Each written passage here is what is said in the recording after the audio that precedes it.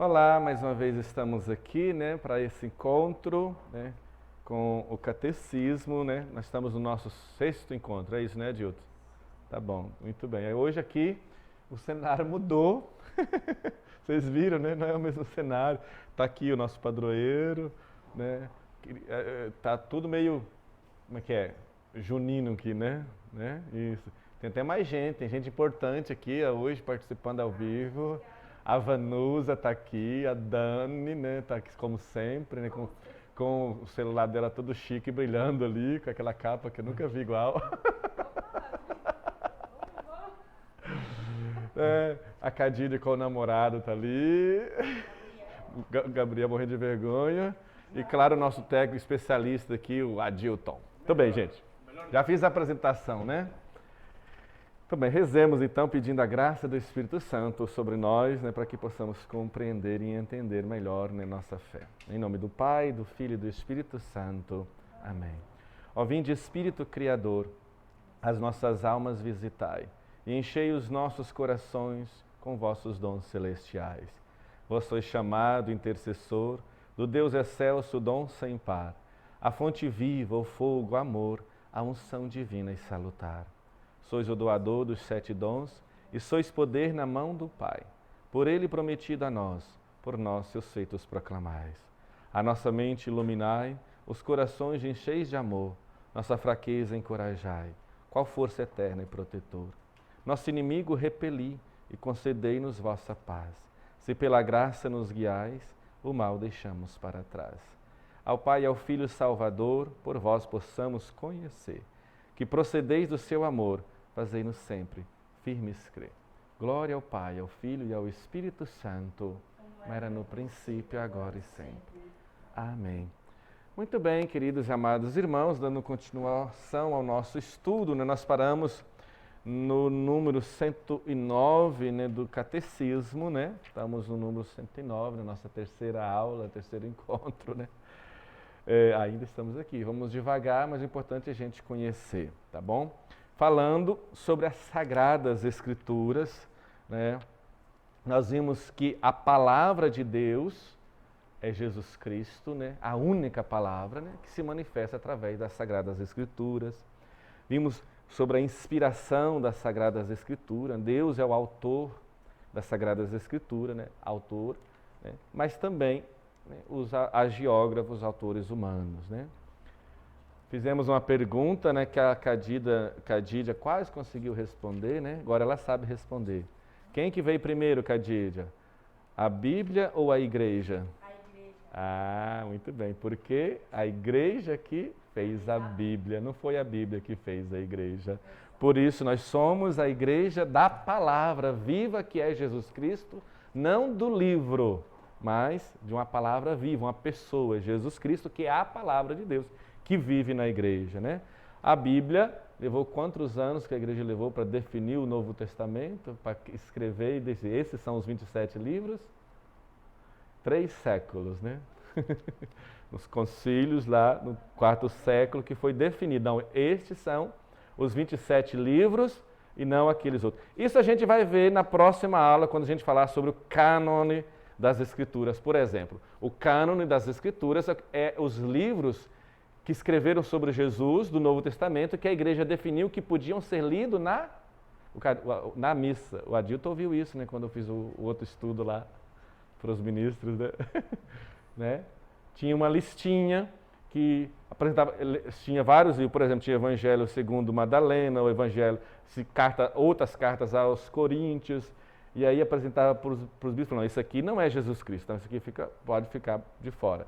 Esse aqui é Jesus Cristo, então coloca na nossa listinha de livros que podem ser lidos dentro da missa. Essa listinha depois passou a ser chamada de cânone, né? Os livros do Novo Testamento, né? Então, o que podemos dizer? Que o Novo Testamento, a Bíblia, quando nós conhecemos, foi composta para que pudesse ser lido dentro da liturgia, né? Até porque ninguém tinha Bíblia. Quem que ia carregar a Bíblia na bolsa, igual você carrega hoje, Claudida? Aquele tanto de livro, de rolo desse tamanho, tem que andar com uma carroça carregando, né? Porque escrito em pergaminho, cada um maior do que o outro, né? Por 1500 anos ninguém tinha Bíblia em casa. Estava onde a Bíblia? Você queria escutar a Bíblia, você ia onde? Na igreja, na Santa Missa. Por 1500 anos, porque só com Gutenberg e a invenção da imprensa é que se popularizou a Bíblia, a gente pôde levar a Bíblia para casa e estudar. Então, antes a Bíblia estava na igreja, dentro da igreja, exclusivamente. Para você ouvir, tem que ser na igreja, porque não dá para você carregar na sua bolsa, né? Como você carrega hoje, né? No celular também, né? Muito bem. Fiz esse comentário aqui, que a gente vai ver isso depois, só enrolando aqui, né?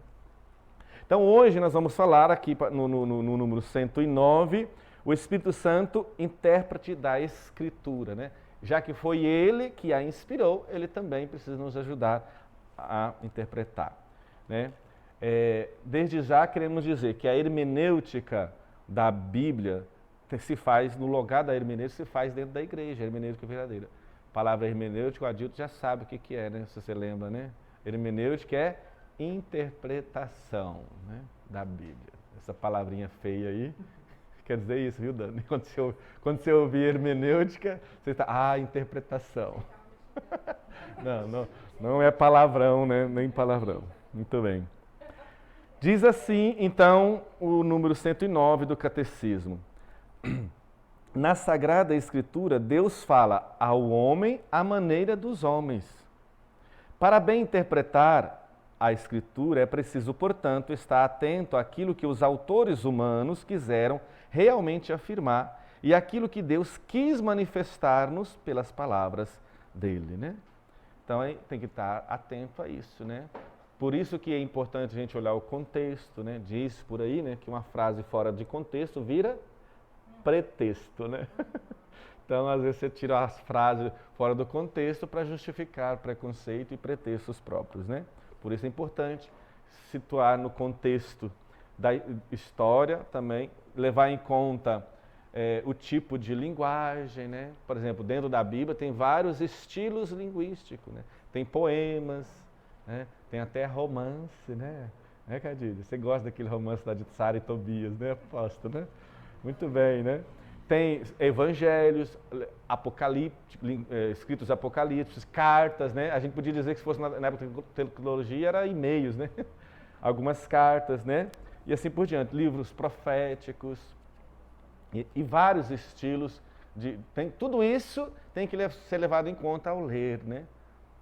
Para interpretar, né, as Sagradas Escrituras. Embora isso só é o começo, né? Nos ajudou muito um método criado há algum tempo atrás, a interpretação da Bíblia, chamado método histórico-crítico. Não é só para a Bíblia, é claro, né? Que um método histórico-crítico que usa para interpretar documentos antigos, históricos, né? Para ver o contexto daquele documento, datar mais ou menos a data, né? Quando foi, a cultura que tinha em volta. Então, é por isso que tem, a arqueologia ajuda muito isso, né? Então, a igreja acolheu esse método, mas ele não pode ser o quê? Exclusivo, é só para começo de conversa, porque esse é o primeiro passo, né? O Papa Emérito, no documento Verbo Domini, eu já falei tanto desse documento, né? Mas quem quer aprofundar um pouquinho sobre as Sagradas Escrituras tem que ler esse documento, né? Pós-sinodal, né? Quando teve o sínodo da Bíblia, ele soltou esse documento, pós-sinodal, Verbo Domini, né? E nele vai falar um pouquinho do método histórico-crítico, que ajuda, mas ele é só o início, ele tem limites, né? Por quê? A Bíblia, para ser interpretada como verdade, precisa ser num contexto de fé, né? Porque a Bíblia não é um documento histórico, embora tenha história, mas é um documento de fé, não é um livro de fé. Portanto, né, desde já eu já digo, né, você colocar a Bíblia na mão de uma pessoa que tem fé, de um católico, ele vai ler, né, com os olhos de Jesus, com os olhos da igreja, vai ler de maneira correta. Se você colocar ela na mão de um ateu, ele vai ler, mas vai interpretar não com os olhos da fé, E aí vai ter várias contradições, porque se você quer, né, históricas inclusive, né? E assim por diante. Outra pessoa que crê diferente vai interpretar diferente. Por isso é importante estar na igreja. Muito bem. Deixa eu cuidar do meu tempo aqui, que está gravando, posso me empolgar e ficar até amanhã falando. Já? Nossa, gente, acabaram de falar que estamos ao vivo, né? Então depois você assista o resto, né? A introdução. Depois é o que? Deu uns 15 minutinhos de introduções aí, né? Então, mais uma vez, boa noite, né? Estamos ao vivo aqui de novo, né? Continuando o nosso estudo, né? Só estava dizendo, já estava no iniciozinho, né? Só tinha feito a introdução, né? Sobre o Espírito Santo, que é o que nos garante a interpretação verdadeira sobre a Bíblia de maneira justa e correta. Muito bem, gente. Vou só repetir. Na Sagrada Escritura, Deus fala ao homem à maneira dos homens, né? Claro, através de Deus usa a linguagem, por isso que ele se encarnou, né? Para falar à maneira dos homens. Para bem interpretar, então, a Escritura, é preciso, portanto, estar atento àquilo que os autores humanos quiseram realmente afirmar e àquilo que Deus quis manifestar pelas palavras deles. Para descobrir a intenção dos autores sagrados, há que levar em conta as condições da sua época e da sua cultura, os gêneros literários em uso naquele tempo, os modos, então, correntes de sentir, falar e narrar, né? Tudo isso é importante, pois a verdade é apresentada e expressa de maneiras diferentes nos textos que são, de vários modos, históricos ou proféticos ou poéticos, ou nos demais de outros gêneros de expressão, né? Levar em conta daqui, eu estava dizendo antes de entrar ao vivo, né, do método histórico crítico, né, que nos ajuda, né? O método histórico crítico é aquilo de usar de várias ciências, né, para interpretar documentos históricos, né? Por exemplo, um que ajuda a arqueologia, né, ajuda a datar a época, a cultura da época, tudo isso, né, é válido. Isso ajuda na interpretação da Bíblia, porque também é um documento histórico. Porém, é mais que isso, né? Isso que nos alerta é o Papa Bento XVI, no documento Verbo Domini, sobre as Sagradas Escrituras, que todo mundo deveria ler, todo católico deveria conhecer. Verbo Domini. Depois o Adilton vai colocar ali. Também dá para baixar, quem não quiser comprar, né, por o site lá do Vaticano, você entra lá, tem todos os documentos, né, do Vaticano, está lá, você pode baixar ou ler lá, né, e ler ele lá, tá bom? Continua aqui o catecismo, né? Ele vai falar agora de 3 critérios importantes para um católico interpretar a Bíblia. Por ser a Sagrada Escritura inspirada, há outro princípio da interpretação correta, não menos importante que o anterior, né? Aquele que leva em conta, né, todos esses contextos, né? Um método histórico crítico, que é importante, mas há algo mais importante, né, que vai dizer aqui. E sem o qual a Escritura permaneceria letra morta. Isso. Porque o método histórico crítico analisa algo como morto, é uma letra morta. E a Bíblia, né, as Sagradas Escrituras não é letra morta. Então vou repetir. Por ser a Sagrada Escritura inspirada, há outro princípio da interpretação correta, não menos importante que o anterior. E sem o qual, sem este que a gente vai ver, a Escritura permaneceria letra morta. A Sagrada Escritura deve também ser lida e interpretada com a ajuda daquele que a inspirou, ou seja, do mesmo Espírito. Isso que nos ajuda o Concílio Vaticano II. Então, o Concílio Vaticano II indica 3 critérios para a interpretação da Sagrada Escritura, né? Quais são esses critérios, né? Prestar atenção, primeiro critério, prestar atenção ao conteúdo e à unidade da Escritura inteira, né? Um texto fora de contexto vira pretexto, não é isso, Vanusa, que diz, né? É isso. Então, por isso que tem que levar em conta todo o contexto e a Bíblia como inteira. Lembrar que a palavra de Deus é Jesus Cristo, né? Então, nós lemos o Antigo Testamento buscando Jesus no Antigo Testamento. Daqui a pouco a gente chega lá, mas não vou adiantar isso não, a gente vai falar sobre isso. Então, primeiro critério para interpretar é levar em consideração toda a Bíblia, né? Prestar muita atenção ao conteúdo e à unidade da Escritura inteira.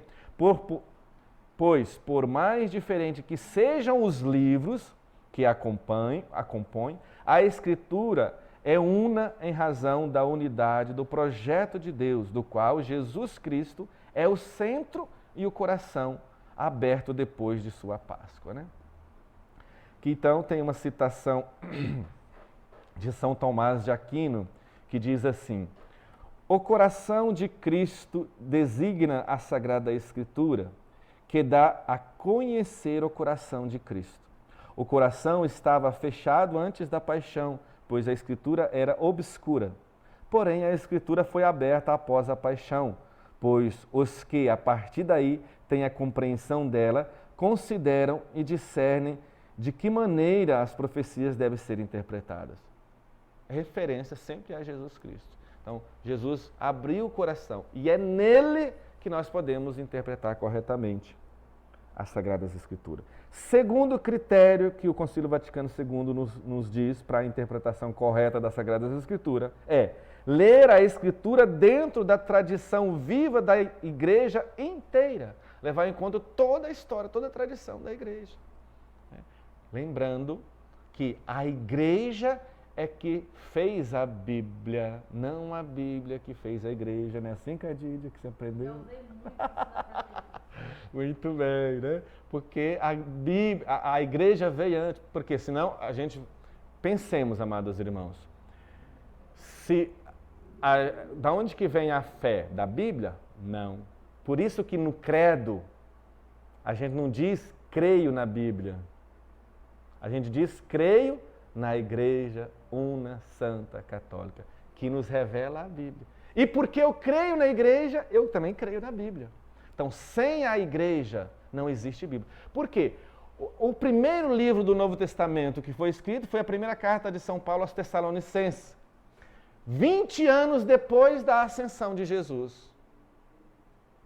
Os evangelhos foram escritos no final do primeiro século. Estes cristãos, os apóstolos, então, nunca leram a Bíblia. Não tinha Bíblia. O Novo Testamento os apóstolos não conheciam. Eu pergunto, eles não tinham fé? Eles não eram cristãos? Claro que era, melhor do que nós. Mas eles tinham quem? Tinha a Igreja. Eles acreditavam na Igreja. Né? Isso que é importante. A Bíblia, a Igreja definiu ela, o Novo Testamento, por inteiro, os 27 livros, 300 anos depois. Né? Gastou 3 séculos. E os concílios, né, depois que houve paz no Império Romano, que possibilitou fazer concílio, e aí a Igreja se reuniu, os bispos, e definiu, estes são os 27 livros. Uns queriam que fosse 50, outros queriam que fosse menos, mas a Igreja diz, não, é esses que são inspirados, os outros não são. Mas esses são todos inspirados de maneira igual. Quem diz isso? A Igreja. 3 séculos depois. E quando que a Bíblia chegou nas nossas casas? 1.500 anos depois que a Bíblia estava na Igreja. Quem queria, durante 1.500 anos, quem quisesse ouvir a Bíblia, escutar a Bíblia, tinha que ir na missa, tinha que ir na igreja. Porque ninguém tinha a Bíblia no bolso, gente. Foi Gutenberg lá com a invenção da imprensa que possibilitou a gente ter a Bíblia na bolsa, agora até no celular, né? Mas antes não dava para carregar a Bíblia. Primeiro que era muito caro você mandar fabricar uma Bíblia, né? Porque os copistas levavam quase um ano todo para copiar todos aqueles textos. Você pagava um dia de trabalho para ele. Imagina o valor. Quem que poderia comprar isso? Só muito rico, né? E depois para você carregar ela, né, no bolso, tinha que andar com... Né, era muitos livros, né? Papiros e tantas coisas, né? Então, só para entender isso, né? Então, a Igreja que conservou a Bíblia. A Igreja veio antes, né? Então, por isso que é importante levar esse segundo critério. Tudo isso por causa desse segundo critério, eu exagerei aqui no comentário, né? Ler a Escritura dentro da tradição viva da Igreja inteira. Consoante e importante a gente lembrar desse adágio dos padres da Igreja, se eu não me engano, é Santo Hilário, não tenho certeza, mas acho que é Santo Hilário de Poitiers que diz assim: a Sagrada Escritura está escrita mais... isso aqui é muito importante, olha só. A Sagrada Escritura está escrita mais no coração do que nos instrumentos materiais. E agora digo eu, não é mais Santo Hilário, né? Ou ela está escrita no coração, ou esse instrumento papel não serve para nada. Entendeu? Primeiro ela está inscrita no coração. Então vou ler Santo Hilário de Poitiers. A Sagrada Escritura está escrita mais no coração da igreja do que nos instrumentos materiais. Com efeito, a igreja leva em sua tradição a memória viva da palavra de Deus, e é o Espírito Santo que lhe dá a interpretação espiritual da Escritura. Tem também, né, diz assim, segundo o sentido espiritual que o Espírito dá à igreja. O Espírito Santo interpreta na igreja, né, as Sagradas Escrituras. Né? Muito bem, por fim, o terceiro critério que o Vaticano II dá para interpretar as Sagradas Escrituras. Qual que é o terceiro? Estar atento à anagogia da fé. Que palavrão é esse, né?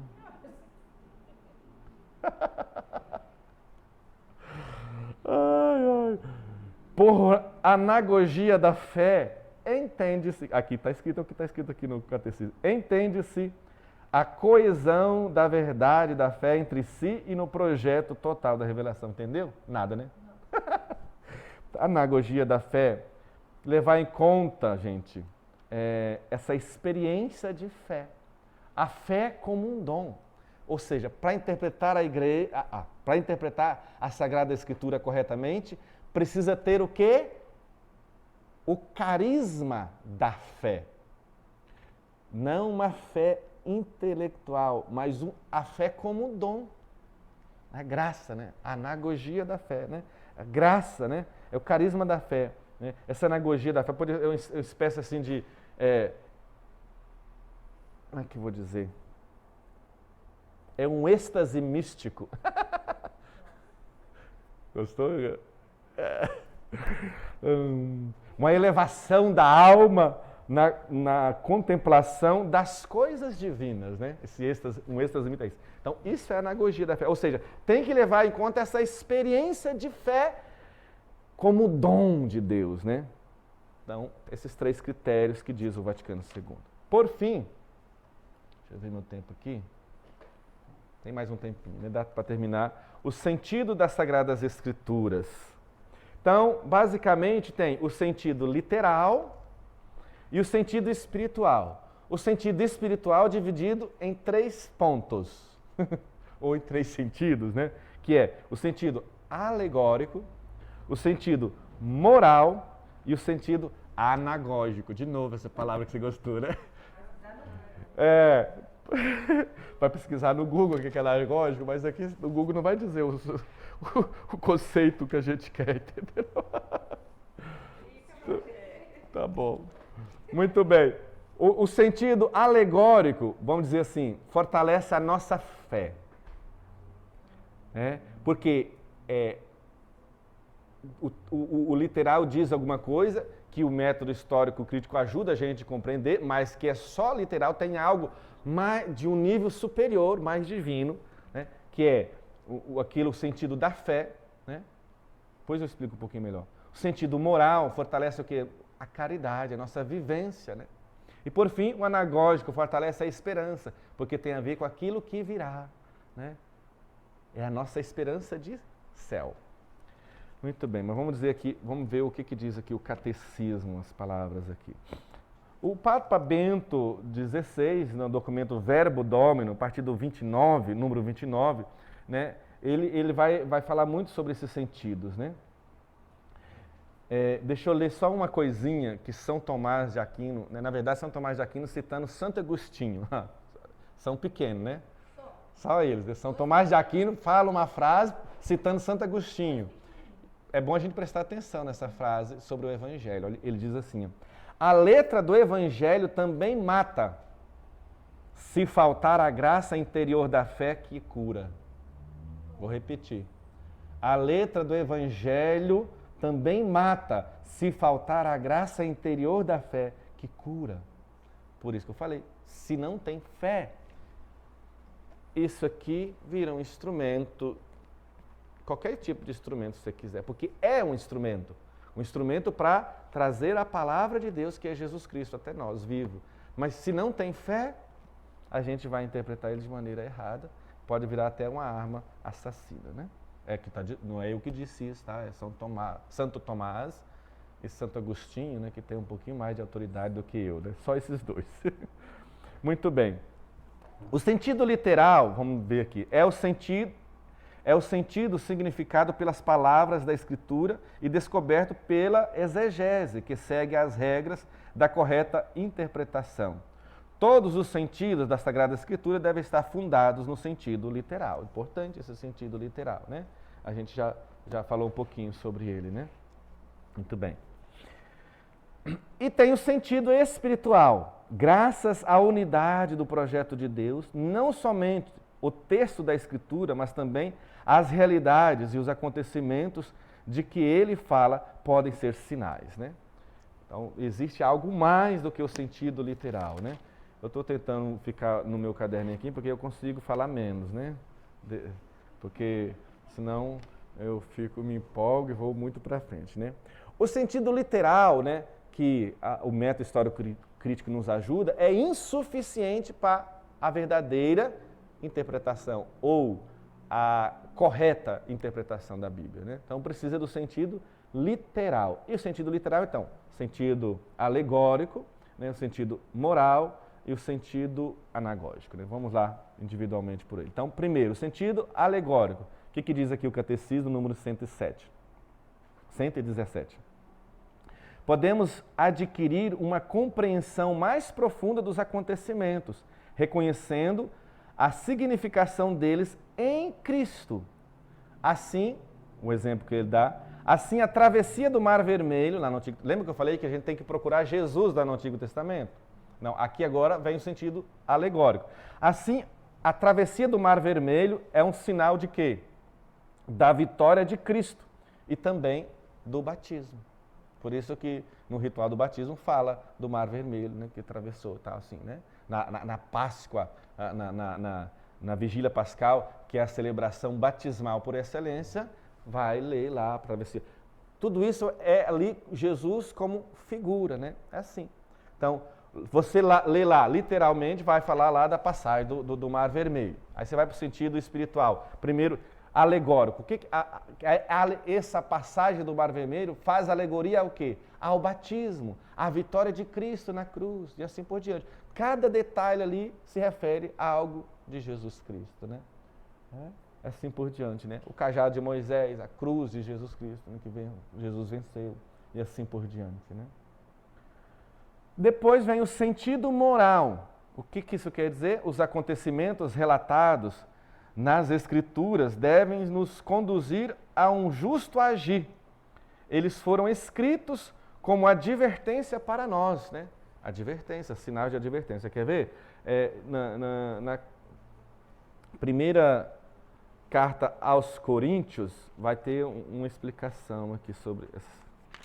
Deixa eu ver. Primeira carta aos Coríntios, 10, 11, diz assim: estas coisas lhes aconteceram para servir de exemplo e foram escritas para a nossa instrução, nós que fomos atingidos pelo fim dos tempos, né? Falando o que aqui? Ele está falando desses acontecimentos do passado, né? Diz aqui, por exemplo, no 1 Coríntios 10, 2. E na nuvem e no mar, todos foram batizados em Moisés. Todos comeram o mesmo alimento espiritual e todos beberam a mesma bebida espiritual, pois bebiam de uma rocha espiritual que os acompanhava. E essa rocha era quem? Cristo. Está vendo? Aquela rocha lá era Cristo, né? Então, isso é o sentido, para a gente entender que é o sentido moral, né? Eles nos dão essas lições, por isso que diz que fortalece a caridade, né? A leitura alegórica da Bíblia, fortalece a nossa fé, a gente lê aquilo e interpreta algo espiritual, para tirar uma lição espiritual para nós. Moralmente, então isso fortalece a nossa fé. Moralmente, fortalece o nosso viver, nosso amar. Enquanto estamos aqui, precisamos, né? E o anagógico, já deu para entender, fortalece o quê? Nossa esperança de céu. O anagógico, no sentido anagógico, podemos ver realidades e acontecimentos em sua significação eterna, nos conduzindo à nossa pátria. Isso é palavras do catecismo, gente. É coisa, não são bonitas essas palavras, né? São lindas, né? Vou até repetir. O sentido anagógico, podemos ver realidades e acontecimentos em sua significação eterna, nos conduzindo à nossa pátria. Assim, a igreja na terra é sinal da Jerusalém celeste. Que coisa linda, né? Aí tem uma citação aqui, antiga, de Santo Agostinho, mais uma vez.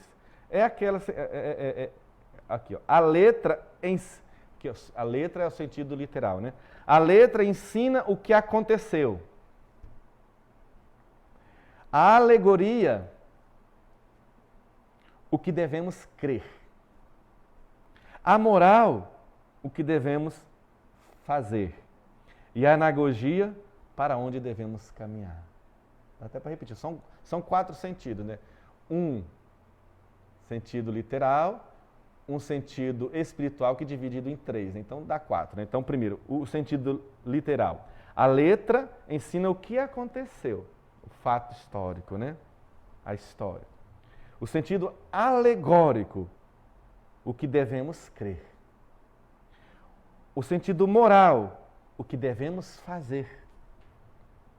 E o anagógico, para onde devemos ir, né? Para onde estamos caminhando, estamos indo, né? Para o céu, né? Número 119, já estou terminando, gente. É dever dos exegetas esforçarem-se dentro dessas diretrizes por entender e expor com maior aprofundamento o sentido da Sagrada Escritura, a fim de que, por seu trabalho, de certo modo preparatório, amadureçam o julgamento da Igreja, pois todas essas coisas que concernem a maneira de interpretar a Escritura estão sujeitas, em última instante, ao juízo da Igreja, que exerce o divino ministério e mandato de guardar e interpretar a palavra de Deus. E aí tem essa frase escandalosa de Santo Agostinho, né, que pode ser mal interpretada. Eu vou ler ela aqui. Eu não creria no Evangelho se a isto não me levasse à autoridade da Igreja Católica. Eu não acreditaria no Evangelho se não fosse por causa da autoridade da Igreja Católica, né? A autoridade, porque ela que dá a interpretação segura. Isso é Santo Agostinho, né? Um homem muito santo e inteligente. Para terminar, eu queria só citar aqui alguns trechinhos desse documento do Papa Verbo Domini, do Papa do Papa Bento XVI, pós o Sínodo da Palavra, exortação pós-sinodal, né, sobre a interpretação. Diz assim, né, ele fala da superação da letra. Diz assim no número 38. Podemos resumir isso aqui, ó. Sem vida de fé, nunca saberemos interpretar a Bíblia corretamente. Isso aqui é o que eu estou dizendo, tá? Mas resumindo o que ele quer dizer é isso. Sem vida de fé, ou seja, sem exercer a nossa vida de fé, não tem como a gente ler a Bíblia e interpretar ela direito. Por quê? Porque isso aqui foi escrito, a igreja escreveu e deixou para quem vive a fé. Então, se você não tem fé, não perca tempo. Não vai encontrar nada de bom aqui. Então, se eu desse para a ciência, pode fazer, mas não vai chegar àquilo que a gente vai chegar a conclusões errôneas, né? Então, diz assim o Papa Bento, emérito. De fato, a palavra do próprio Deus nunca se apresenta na simples literalidade dos textos. Para alcançá-la, é preciso transcender a literalidade, num processo de compreensão que se deixa guiar pelo movimento interior do conjunto e, portanto, deve tornar-se também um processo de vida. Descobrimos assim porque um autêntico processo interpretativo nunca é apenas intelectual, mas também vital, tem vida, que requer o pleno envolvimento na vida eclesial, ou seja, na vida da igreja, enquanto vida segundo o Espírito Santo. É preciso uma vida no Espírito para compreender bem a palavra de Deus, para interpretar bem as Sagradas Escrituras. Louvado seja nosso Senhor Jesus Cristo. Para sempre seja louvado. Muito bem.